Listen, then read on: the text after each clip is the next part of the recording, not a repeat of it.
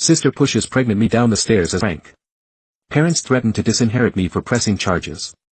I ended up in the hospital after my sister shoved me down the stairs during her party, claiming it was a harmless joke. My parents are now threatening to take away my inheritance if I file a complaint. I am 4 months pregnant at the moment. 28F.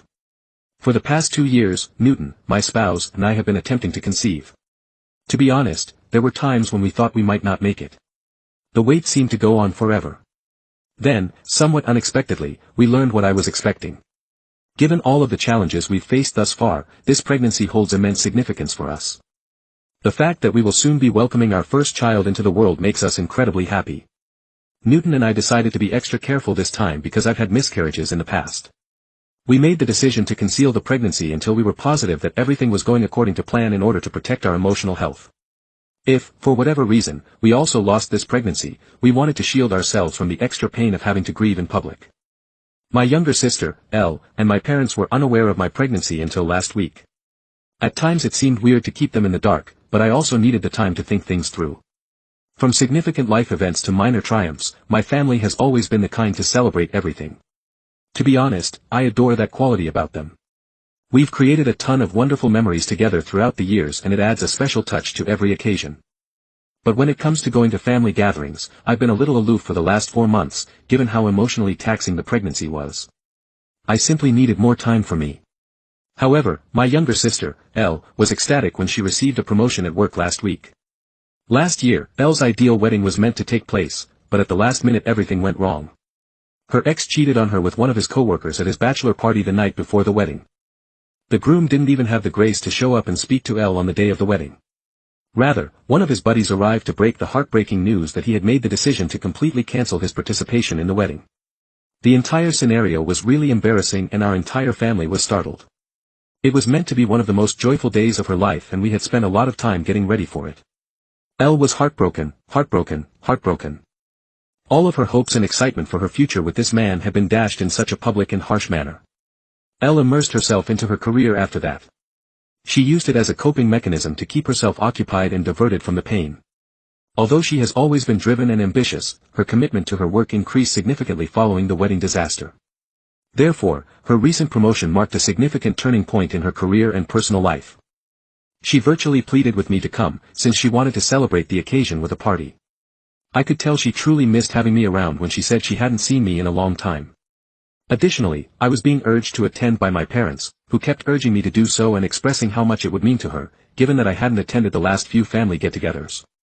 I really didn't want to let her down. I therefore at last consented. However, I didn't want to detract from Elle's accomplishment on her special night by being obviously pregnant and taking away the emphasis. The last thing I wanted was that I didn't want to detract from her moment. I wanted her to experience it, but it was becoming more and more difficult to conceal as the baby bump grew. For one night, though, I believed I could handle it. In order to hide my tummy I wore a long flowing dress. I even went so far as to apply shapewear to reduce the bump as much as possible. I was determined to keep Elle in her promotion front and center. Everything appeared to be proceeding as planned. When I arrived at Elle's party, I felt a little more at ease, knowing that my attempts to conceal my pregnancy were successful, because no one had any suspicions. When my mother saw that my arms and cheeks appeared somewhat plumper than normal, she did say anything. However, I had already considered how to respond to such circumstances, so I swiftly responded with a joke that I had simply been eating a lot lately. To be honest, I was relieved that they were less likely to detect the truth about my pregnancy and more likely to believe that I was simply putting on weight. For now, that seemed like the safer course of action. As the evening wore on, I became more and more aware of how uncomfortable I was. The celebration seemed to go on forever, and I'm not used to staying up late anymore. Newton. My husband arrived at the party right from work and was enjoying himself. I was grateful that he continued to periodically check in with me to make sure I was doing okay. Elle and the rest of my family were having a great time.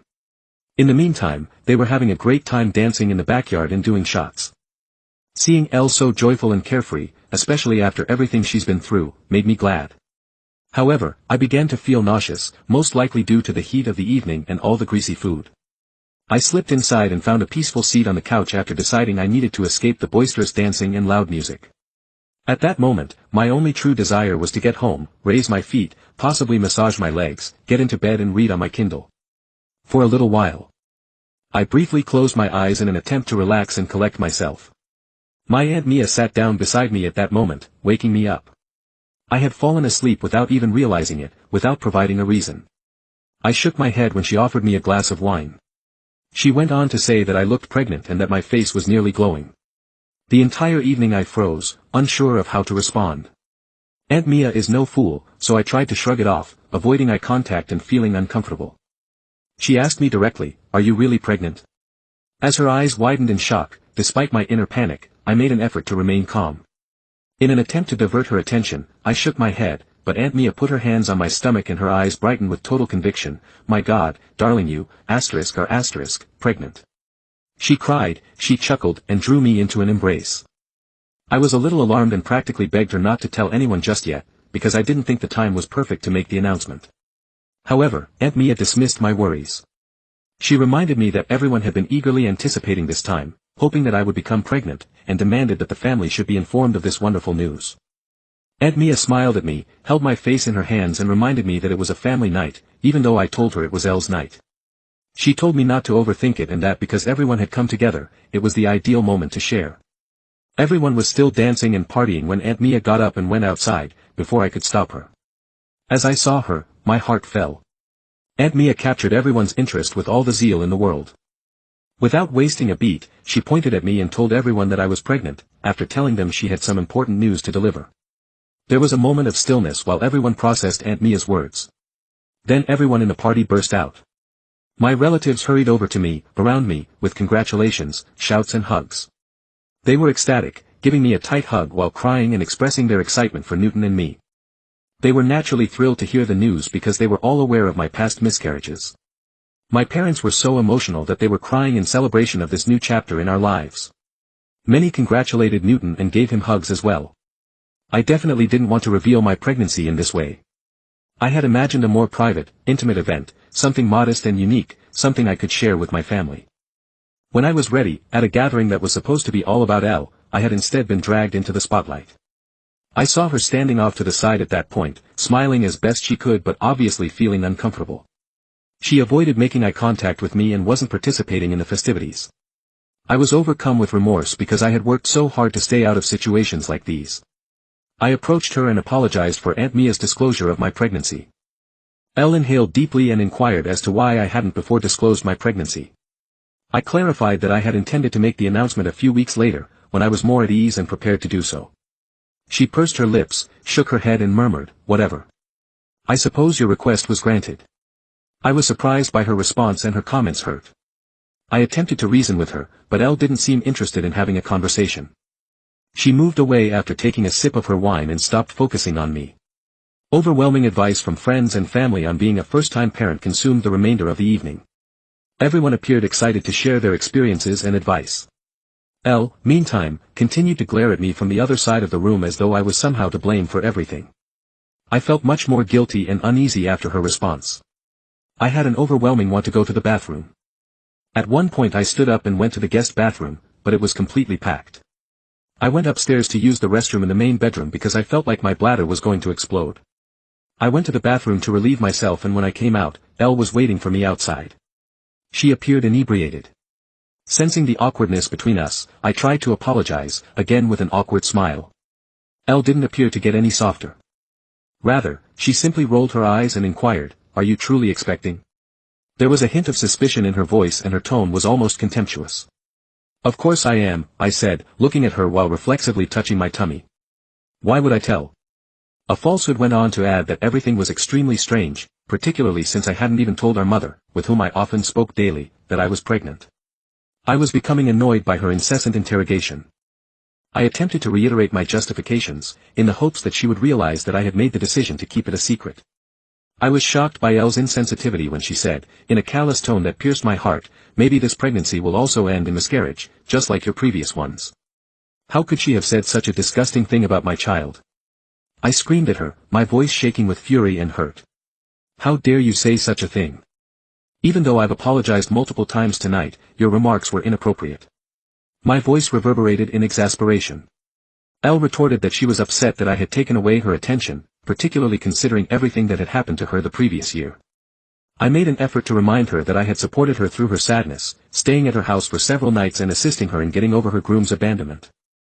I assured her that I would never purposefully overshadow her and that she should blame Aunt Mia for outing me without my permission if she was upset about the outcome. But Elle kept pointing the finger at me. I felt it would be better to leave and head back downstairs because I was so exhausted and tired of the debate, in the hopes that Elle would settle down and we could talk about it later. I needed some time and space to think things through. Elle, who was right behind me, kept calling me a selfish person and stating that I should have just given her a night alone. I chose to ignore her. But just as I was about to head downstairs, I felt a strong shove from behind. As I slipped and struggled to regain my footing, my eyes widened in shock in an attempt to save myself from falling. I was able to grab the railing, but my knees gave way under the combined force of my own weight and speed. I ended myself sliding headfirst down the steps after losing my footing. My instincts took control in an instant. Desperate to protect my baby from the impact, I covered my stomach with my hands. My wrist felt the entire force of my fall as my body crashed down the stairs. It was a nasty fall. A quick, searing pain shot through my hands and I heard an explosive shatter. The agony was sudden and intense. I lay, collapsed on the stairs and screamed in pain as I struggled with the unbearable pain in my wrist. My surroundings became hazy, but my top priorities were my son and if the fall had hurt him in any way. The rest of the family soon saw the chaos caused by my fall and my calls for assistance. With worried and alarmed expressions on their faces, they hurried over in a frenzy. Chaos broke out in the room as everyone sought to comprehend what had just transpired. Newton, my husband, grabbed me up right away and carried me downstairs. I continued saying that Elle had shoved me down the stairs since I was in so much pain. Everyone appeared astonished. Everyone's attention was drawn to Elle, who stood behind me silent and with a guilty expression.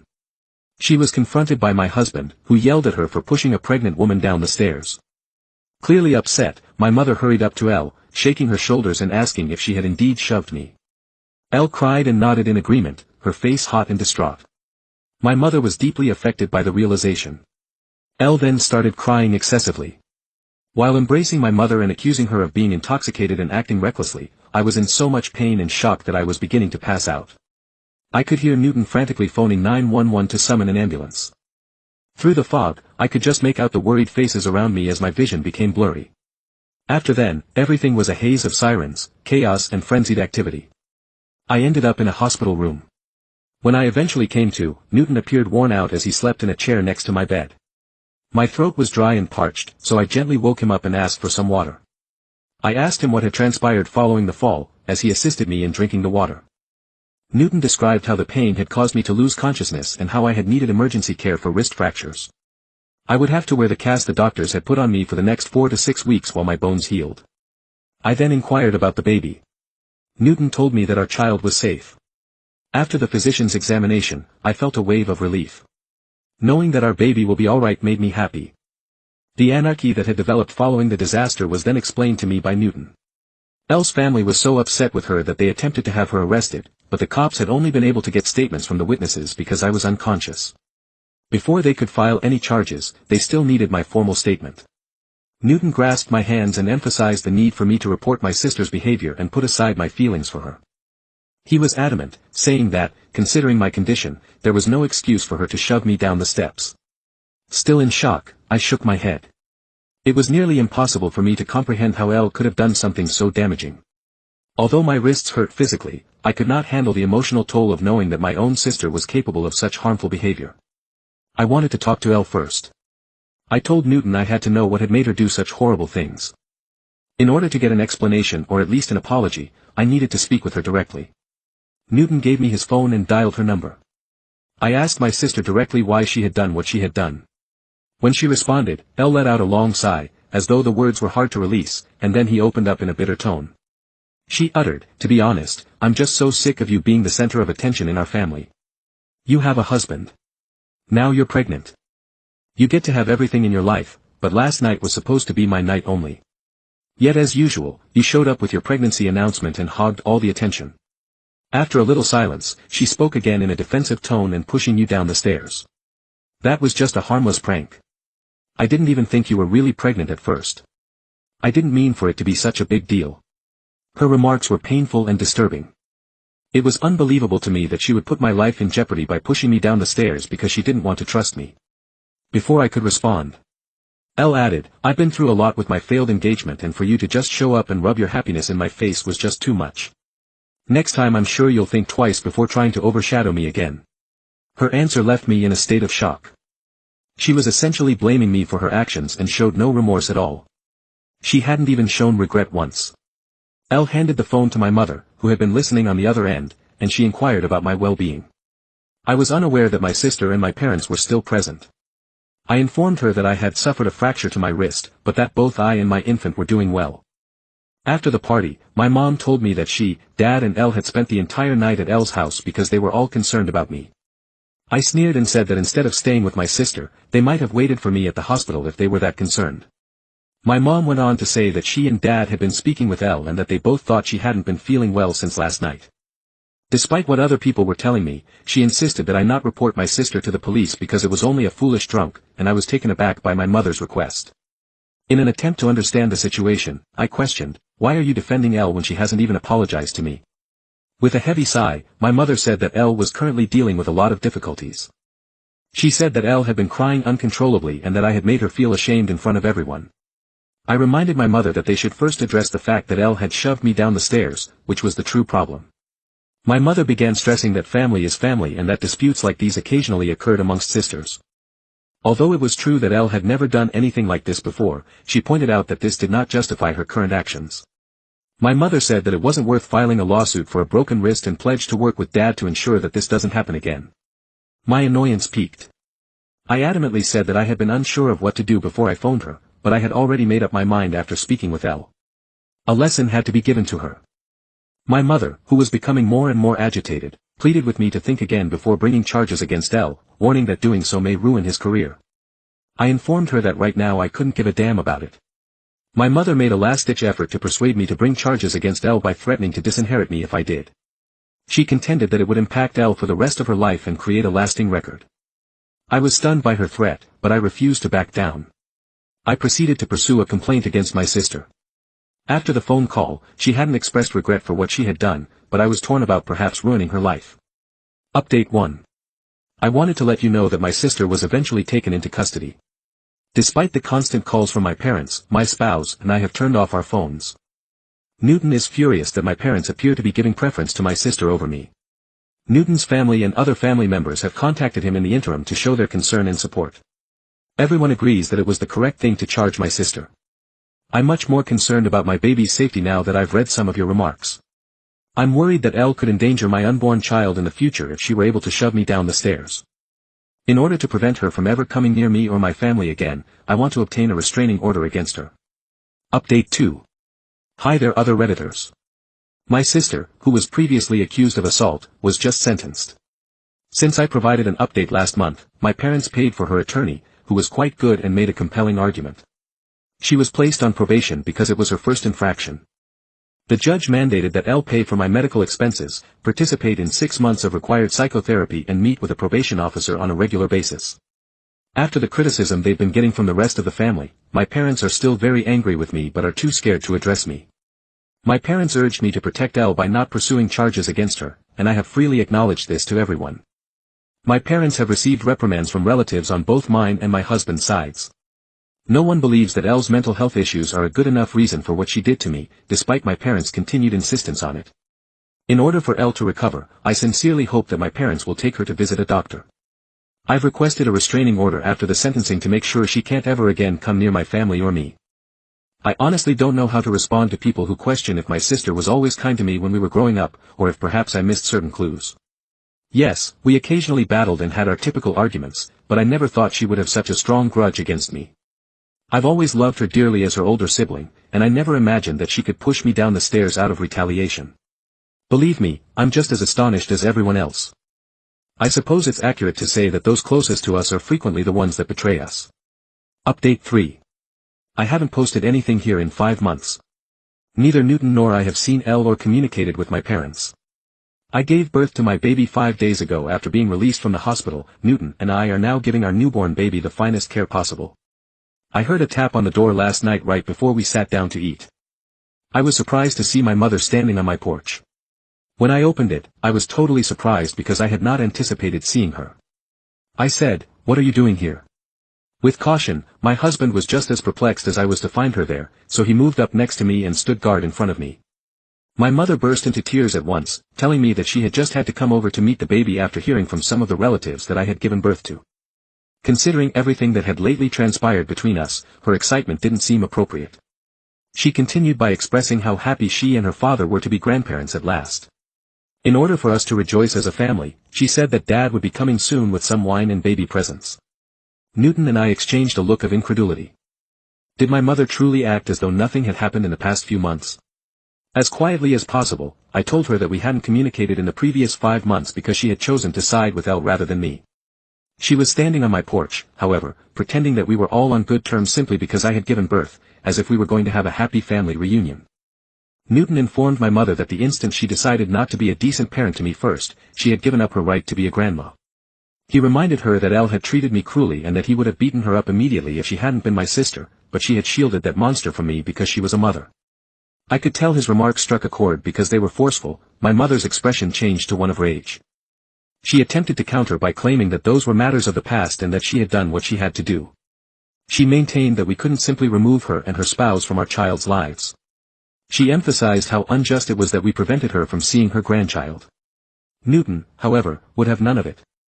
He told her that we chose who could be engaged in his life, because this was our boy. Having her in our lives made neither of us feel at ease. My mother persisted in claiming that the reason she did what she did to me was because Elle had been diagnosed with depression. I shook my head in exasperation as my mother continued to defend Elle's behavior, saying she felt bad about what she had done and was trying to change. She promised that after my son was born, we would all be able to move on from the past and be a single happy family. I sneered and clarified that I didn't desire such a thing. My mother believed she could simply ignore everything and return to our life, but circumstances had changed. There was no return to the previous state of affairs. I asked my mom to go because I couldn't take any more of it after everything that had been said thus far. I didn't want to ruin my mood any further. Just then my father pulled into our driveway. He exited the vehicle with a basket of presents and a large teddy bear. I was too exhausted to argue with my parents any longer and I couldn't understand their insolence in showing up without warning. Fortunately, Newton intervened and told me to return inside and rest. He promised to deal with them and resolve the issue. I reluctantly allowed him to. I could still hear their words coming through the door as I made my way back inside. Newton's refusal to let them both in almost immediately sparked the uproar. Because he was family, my dad insisted repeatedly that he had every right to see me and the baby. My normally composed hubby lost his temper if they didn't leave our land right away. He threatened to contact the police. Naturally, my dad persisted in arguing and insisted on leaving the baby presents behind, as though it would somehow make up for everything. Newton, meanwhile, was adamantly against taking anything from them. He made it clear to them that we did not accept their presents and that we would also obtain a restraining order against them if they ever revealed their identities again. His response clearly shook my parents. After everything, especially with a baby now involved, I suppose they thought they could just waltz back into our lives. I was pleased with my husband's handling of the matter. After our conversation today, Newton and I have decided to put cameras throughout the house as a precaution. I wish to never again see my parents.